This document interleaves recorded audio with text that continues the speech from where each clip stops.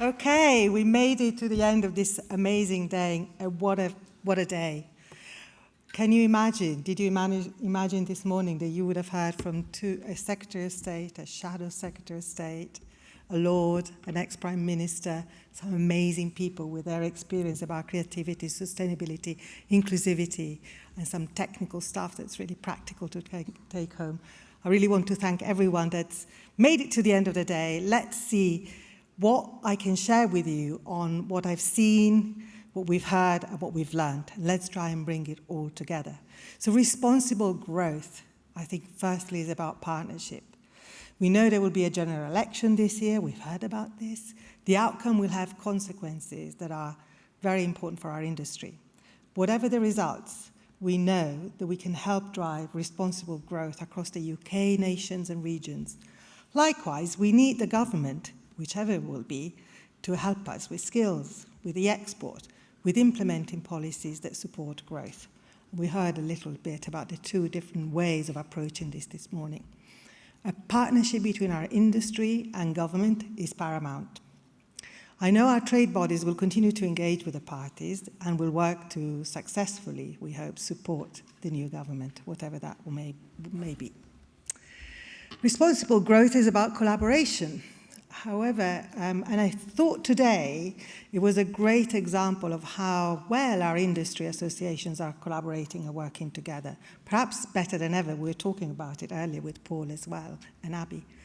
And on behalf of all of their members to make progress on the big issues that affect us all. And to deliver responsible growth which best supports the UK's economic and social needs. But for me, both partnership and collaborations don't really do it justice. I think they feel sometimes a little bit too passive. We'll collaborate, we'll work together. In my experience, what I want to propose is that we actually all depend on each other to collectively make things better for our industry. So I want to talk instead about interdependence. That dependence we all have on each other, each of the different parts of the industries, advertisers, agencies, media owners, tech companies, and all the different constituencies within each one of those industries. We need each other to make progress because we're all dependent on each other for that success. We understand that the work that we do needs to be trusted, and we all need the public trust from our public, wherever it appears, our work, on whatever channel, whatever the message, whatever the time of the day. It's clear, we heard it today, we all need to contribute to the ASA's 5-year strategy for it to succeed. And we have a part to play in helping them make it happen. They asked us very clearly today on a couple of practical ways on how to help. So ask yourself, when you go home or when you have a drink, what can I, my business, do to ensure the regulatory system of our industry is best in class, better than any other industry regulation, which I believe we're very close to being just that. Sustainability. As climate change's impacts, responsible growth will be sustainable. When it comes to sustainability, ITV's work with eBay was really enlightening. It shows how mass behavior can be affected, can change, and is supported through powerful brand partnerships between advertisers, their partners, but also the system and the research to help us understand those behavior and how we can affect them. Inclusivity. Responsible growth will be fair and inclusive for everyone. And when it comes to inclusion, we just heard this afternoon the work that Channels 4 has been doing for many years and how it came to life with the Wreck-It and the Vanish example. Really enlightening about a total system change, not just an ad. And how advertising, however, can be the beacon to support better understanding of who we are. And again, the interdependence that we have on each other is very clear. The economic contribution, responsible growth will also tackle the challenges of economic stagnation and productivity. So when it comes to new technology, in particular AI, we've heard today leaders from Google and Meta to whoever shared an exciting plans for us to share today, which we can all benefit from if activated responsibly. And actually how they shared some positive and practical ways in which we can really plan for growth for the future. Social contribution. Responsible growth is perhaps starkest to me, though. Listening to the former Prime Minister talk about the multi-bank initiative and how our industry work can help support those people who are really struggling right now, people who need our help, and we all have a responsibility to do something about it, and it will benefit the industry in turn. It creates work, it creates opportunities for everyone, and again, we can go home and do something very practical about it. And then perhaps not last, and certainly not least, talent. This time, last year, I spoke about talent. The industry is only as good as the people we have working in it.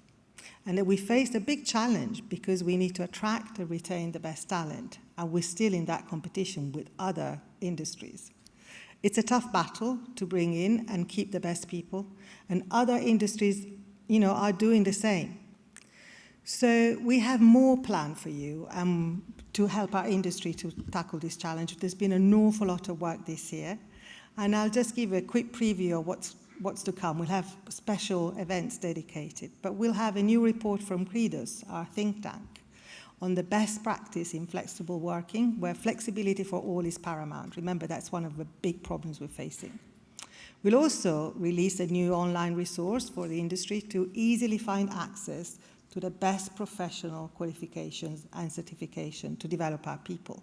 Training keeps coming up as one of the elements that we need in this industry to really develop people.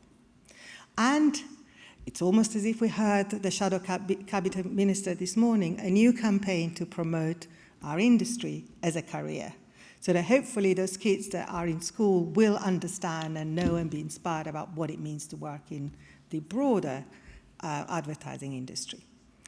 What's obvious to me is that we all need the best people, creative, strategic, technical, production, and anything in between, to deliver the work that has the biggest impact. Some of the work that we've seen just now from, for example, those two brands. But in order to retain talent, we need those people that will want to work in an industry that is delivering responsible growth, and where each of the pillars of work that our industry associations are running for us, those are trust, inclusion, sustainability. Work that supports jobs and makes a responsible contribution to the UK economically and socially. Will serve to make our industry more appealing and the best people to come to us. We can solve this talent problem, especially if we join forces and work interdependently. If every one of us recognizes the dependence that we have on each other and works effectively together for the good of the industry, then it can really work. We are interdependent, all of us. And it will work best if all of it makes good on the ambition that we have seen today. Because as I said last year, and as you've seen earlier on, it all works if all of it really works. With that, I want to thank you for lasting all day and making it to the drinks. And I want to, most importantly, thank the Advertising Association team, ISBA and the IPA, for putting on this amazing day. Thank you for everyone. It's been fantastic. Thank you for coming. See you next year.